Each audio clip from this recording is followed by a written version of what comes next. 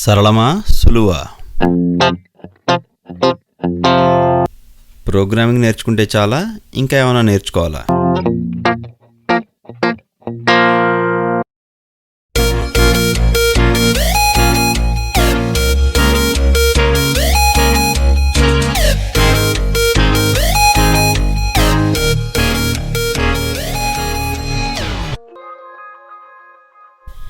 నమస్కారం. ఈరోజు కార్యక్రమంలోకి స్వాగతం.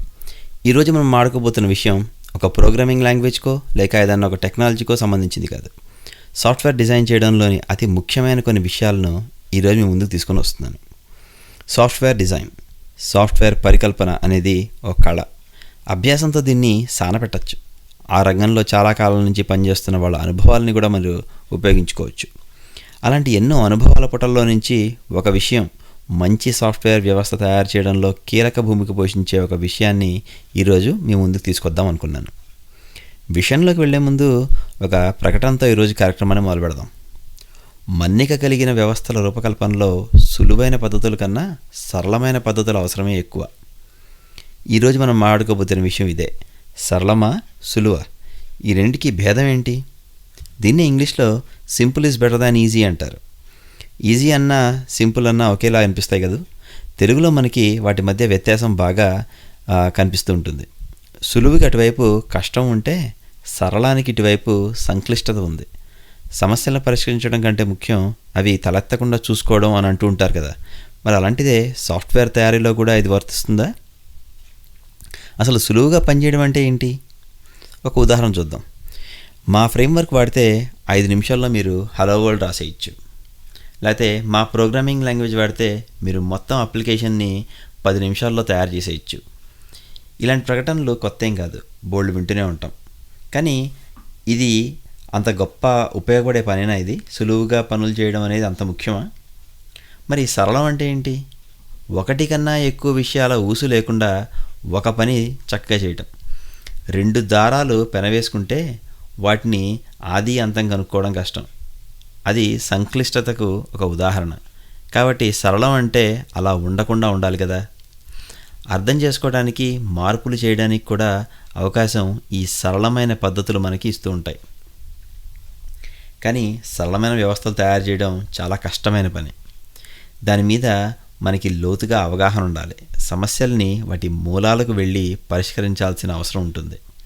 అందుకనే టోనీ హోర్ లాంటి దిగ్గజాలు ఒక మంచి దృఢమైన వ్యవస్థను తయారు చేయాలంటే దానికి ఉపయోగపడేది సరళత అని చెప్పారు. సాఫ్ట్వేర్ రూపకల్పన జటిలం. రకరకాల వ్యవస్థల మధ్య జరిగే సంభాషణలు, వాటి మధ్య ఉండే సంబంధాలు ఊహిస్తూ ప్రోగ్రాములు రాయడం అనేది ఒక యజ్ఞంతో సమానం. మీ పని మీద మీకు పూర్తి నియంత్రణ ఉండదు. మీరు రాసిన మొబైల్ యాప్ పనితీరు దాన్ని ఉపయోగించే వ్యక్తి మీద ఆధారపడి ఉంటుంది. అలాగే వాళ్ళు వాడే కంప్యూటర్ లేక మొబైల్ ఫోన్ల పరిమితుల మీద ఆధారపడి ఉంటుంది. ఇలాంటివన్నీ ఊహించి నిరంతరమైన మార్పులు చేయడానికి మీ సంసిద్ధతతో పాటు మీరు తయారు చేసిన సాఫ్ట్వేర్ ఆ మార్పులకి సహకరించగలగాలి.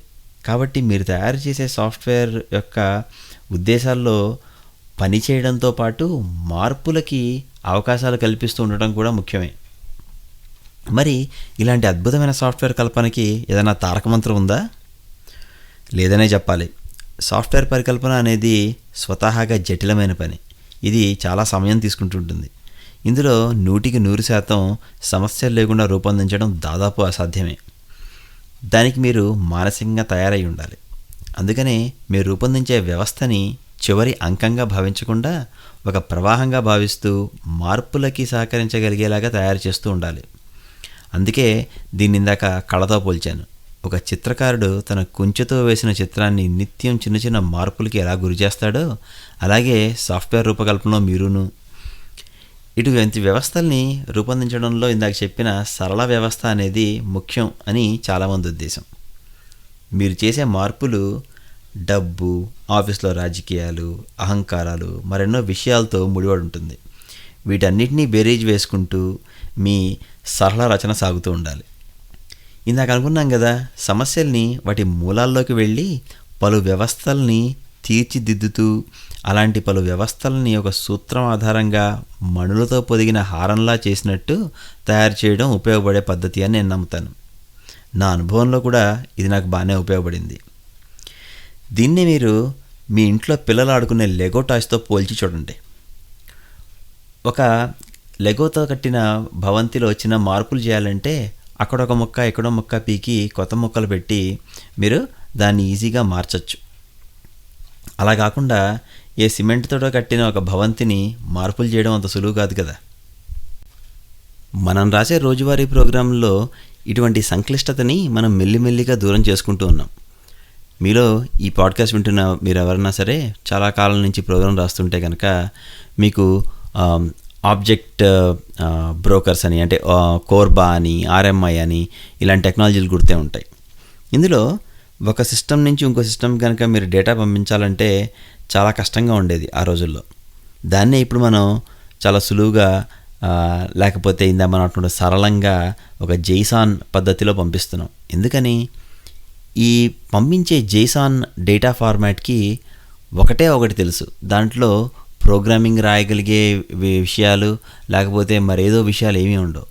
మీరు పంపించాలనుకున్న సమాచారం యొక్క రూపాన్ని యథాతథంగా మనం వేరే కంప్యూటర్కి లేకపోతే వేరే సిస్టమ్కి పంపించవచ్చు. ఇలాంటిదే మరో సంక్లిష్టతను కూడా మనం దూరం చేసుకుంటున్నాం. అది రెండు కంప్యూటర్ల మధ్య జరిగే సంభాషణని ఒకదానికొకటి ఆధారపడుతూ ఉండకుండా వాటి మధ్య ఒక క్యూ ఏర్పరిచి మనం వాటి రెండింటినీ వేరువేరుగా ఆ సమాచారాన్ని సేకరించే పని అలాగే పంపించే పనిగా విడదీశాం. అంటే ఒక సంక్లిష్టమైన ఆర్ జటిలమైన పనిని రెండు వేరువేరు భాగాలుగా మనం వేరేగా చూడడం ద్వారా దాన్ని సరళతరం చేశామన్నమాట. ఇలాంటి సరళమైన సిస్టమ్స్ తయారు చేయడం వల్ల సమస్యలు ఏమన్నా వచ్చినప్పుడు సులువుగా వెళ్ళి ఎక్కడ ప్రాబ్లం ఉంది లేకపోతే దాన్ని ఎలా డీబగ్ చేయాలి అని తెలుసుకోవడం చాలా ఈజీ అవుతుంటుంది. అలా కాకుండా అన్ని సిస్టంలు ఒకదానికొకటి పెనవేసుకొని ఉంటే కనుక ఎక్కడ సమస్య వచ్చిందో తెలియడానికి చాలా కష్టపడాల్సి వస్తుంది.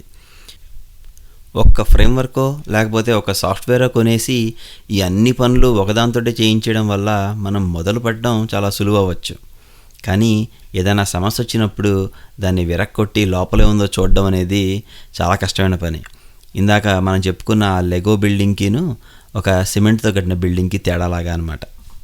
కాబట్టి మీరు చేస్తున్న ఈ సాఫ్ట్వేర్ కల్పనలో దాని ఎండ్ గోల్, అంటే దాని పర్యవసానం ఏంటి, దీన్ని మీరు ఎలా మెయింటైన్ చేయగలరు, అలాగే దీనిలో సమస్య వచ్చినప్పుడు ఎవరు సరిచూడగలరు, దీని యొక్క ముఖ్య ఉద్దేశం ఏంటి, ఇలాంటి సమస్యలన్నిటికీ మీరు ముందుగానే సమాధానాలు కనుక వెతకగలిగితే సరళమైన వ్యవస్థల యొక్క ఉపయోగం ఏంటో మీకు అర్థమవుతుంది.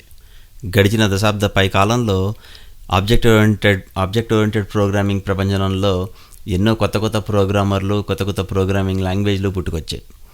ఇవి సులువైన చాలా విషయాల్ని ప్రోగ్రామర్ల చేతికి అందించాయి. దాంతో అద్భుతమైన ప్రోగ్రాంలు రాశారు. అలాగే సంక్లిష్టమైన ఎన్నో ప్రోగ్రాముల్ని కొత్త తరం ప్రోగ్రామర్లకి బగ్ ఫిక్సింగ్, మెయింటెనెన్స్కి ఇస్తున్నారు. దీన్ని అర్థం చేసుకోవడం అంత సులువైన పనేం కాదు. కొత్త ప్రోగ్రామర్లుగా వీటిని మెయింటైన్ చేస్తున్నప్పుడు రీరైట్ చేసేద్దాం అనే ఆలోచనలు మీకు వస్తూ ఉంటాయి. అలా వచ్చినప్పుడు ఆ భావాన్ని కాస్త కంట్రోల్ చేసుకుంటూ మీరు ఏదైనా కొత్తవి రాస్తున్నప్పుడు మీరు రాసిన ప్రోగ్రాములు కూడా వచ్చే 5-6 ఏళ్లలో వేరే వాళ్ళు మెయింటైన్ చేయాల్సిన అవసరం వస్తుంది. కాబట్టి ఆ మెయింటెనెన్స్ మీరే చేస్తున్నారు అనే ఊహతోటి సంక్లిష్టత లేని సరళమైన ప్రోగ్రామ్స్ రాస్తారు అని చెప్పి ఆశిస్తున్నాను. ఈ విషయాల మీద మరింత లోతుగా అవగాహన కోసం రిచ్ హిక్కీ లాంటి వాళ్ళు రాసిన లేక మాట్లాడిన విషయాల్ని యూట్యూబ్ లాంటి మాధ్యమాల్లో తప్పక చూడండి.